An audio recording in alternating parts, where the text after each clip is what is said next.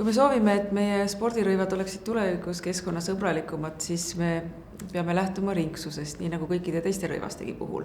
Et oluline on see, et materjalid, mis me valime nende rõivaste valmistamiseks, oleks ringlusse võetavad. Ja selge on see, et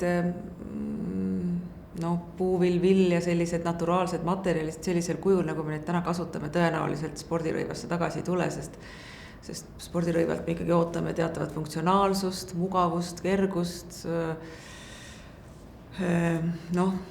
hingavust ja nii edasi. Ja samuti ka siis mõndade puhul seal veehülgavust või mis iganes need meie kriteeriumid on. Seetõttu peavad nad tõesti olema üsna funktsionaalsed need materjalid, aga ma kujutan ette, et võib-olla üks lahendus võiks olla tselluloosipõhised materjalid, mis on tegelikult lõputult ringlusse võetavad.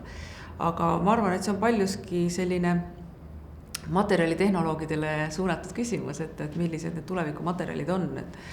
Et mina disainerina oskan tõesti ikkagi näha ja loota, et kõik materjalid muutuvad ringsemaks, kui mitte täiesti ringseks.